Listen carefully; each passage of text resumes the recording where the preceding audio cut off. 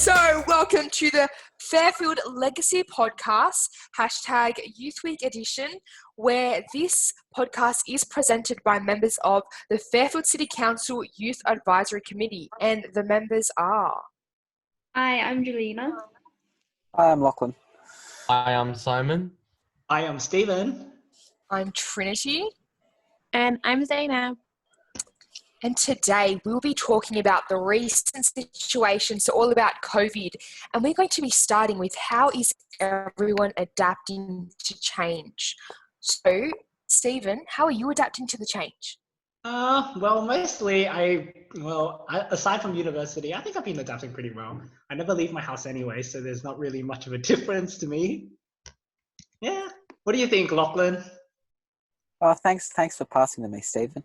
I've been doing my best to change. I'm typically someone who's out and about in the community a fair bit, but I've been, keeping grounded. I've been out with my dogs, keeping active, walking them, staying out by the river, just trying to, keep some normality amongst this crazy time.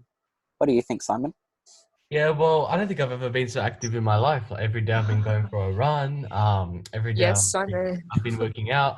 And I've actually used this time to think and do a bit of reflection on myself, my life decisions and all that stuff. And just trying to become a bit of a better person. I wonder if Zainab is thinking the same thing.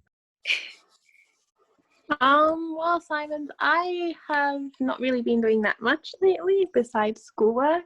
But despite the difficulty, I have been trying to stay more connected with my friends and my family, because I'm not really I don't really talk to them as much. So I'm really trying to use this time to strengthen bonds. What do you think, Jelena? I've been doing good. I've just been doing my schoolwork as well, because year 12 is just, you can't, it's not like other grades where you can I think other grades, this chance is almost like just an early holiday. Yeah, once in a lifetime. Yeah. Yeah, but apparently I heard something about they want to do year 13. No, they can't do that. They would get so many complaints. No. Hashtag year 13. That would suck. But I know for us units, it's also all online. But what do you guys think about like local businesses and things like that? Because I feel like a lot of companies now are just all having, people working from home. They're just going on Zoom calls. And for me personally, the internet has been so dodgy. Are you guys relating to this? 100%. Well, I know that some businesses are taking advantage. I think something I was reading about, there was a martial arts company that were taking their programs from face-to-face, and due to the restrictions, social distancing, they haven't let that deter them, and they've actually been setting up classes online. And I applaud them for that, because I think it shows, it goes to show for the fact that once we're put with some adversities, the community and local businesses do seem to rise to the challenge. It may, affect their business in terms of financials, and so would it for a lot of businesses. But I think for those doing, recreational services such as, martial arts or anything that's like boot camp training or something like that, I think that the internet is being a powerful tool. So I do applaud some of those businesses. I'm going to know that they're actually staying on top of things while in this difficult situation. Yeah, and it's not just businesses here with physical activities and whatnot, Simon. It's all the hospitalities, the takeaways, the cafes, the number of them who've jumped on board and with delivery services and whatnot to still reach out to the community, because for a lot of people, there's that one cafe or that one takeaway that they'll frequent once, twice a week. So for a lot of those people to still be able to maintain that connection to normality and still get that bit of food they really, really like, it's a good thing that we've got the internet and everything able to use it. Yeah, that is a very interesting point, and I do agree with that. I think Uber Eats services, Deliveroo, they're all taking advantage of it, and the businesses are working side and side with them. Yeah, and what's really good is that the fast food businesses haven't shut down yet. because I know one of my sisters loves KFC, yeah, and they were like, "Oh, I think KFC is going to shut down soon. I'm just going to go get some food." So it's like an excuse, like, because everyone's at home. Everyone is eating food, like they're demolishing their pantries. Is that relatable? Yeah. Yeah. Everyone's just eating out of boredom. Oh, speaking of which, Ooh. Oh, no, it's just that this coming Thursday, I've read an article online where KFC might be doing a free delivery. I'm just kidding. Don't do me like that, bro. Don't do me like that. Don't get us excited. Yeah. So But everyone, honestly, I'm just excited for food. Just like the prospect of like just going out and just eating food and like having different and visiting friends is just something I really want to do. Yeah, I think businesses going online with all that is also a really good way of keeping things normal for themselves and for their customers as well. Because, at a time like this, it's like, I guess, harder to stay positive and stuff like that. So having things that still stay the same sort of keeps you a little bit stable.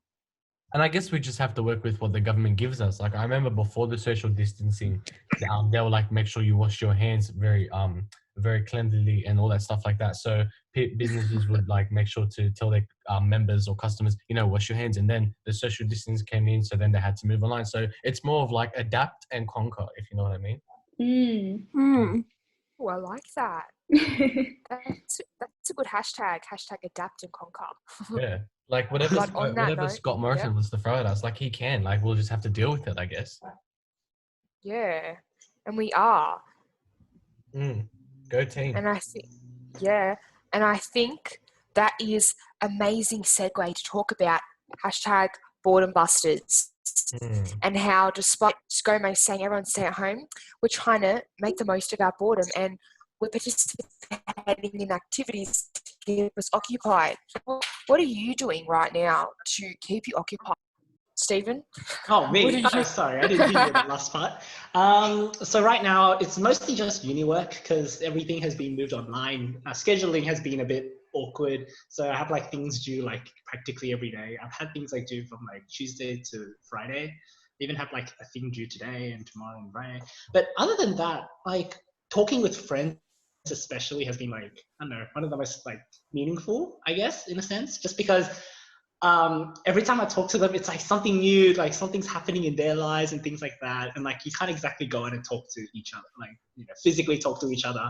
But it's really fun just being able to like, just, get in touch and discuss what's happening with life now and things like that. Should I throw the bone over to Julina? I agree with what you said. Yeah.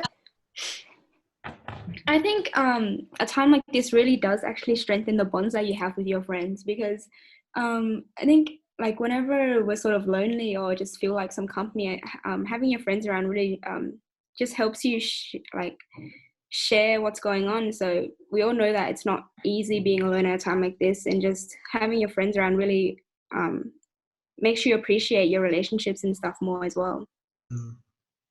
I do agree with that. Yeah, I think relationships will be strengthened, it just gives another platform for things that probably wouldn't have happened to activate. So maybe you might get in touch with that person you didn't want to talk to, or maybe you will find yourself getting closer to someone that you hope to get closer to within the future. It's like they say how like things sort of. So another boredom buster that I came across was this really cool thing, and it was called Room to Radio, and it was basically like an online nightclub, and they do challenges on their social media, like whoever can dress up for the nightclub and post it on their social media will win all these prizes, and it's just like people dancing, full DJ set, and I think that's really mad. Yeah, and Simon, you're a DJ, so there you go. I think that is pretty cool. Hashtag mad invite. But no, what I was trying to say was that with this online platform, I think brands such as Instagram, Facebook, Snapchat, if they can take advantage them themselves as a company, and us as the consumer can definitely use these features and these applications to its full potential, by incorporating things such as the challenges and also dares and stuff to stay connected in such an unconnected situation. Ooh. Yes, because we want the youth to, connect and to be engaged. So, guys, that is our Fairfield Legacy podcast. # Youth Week edition.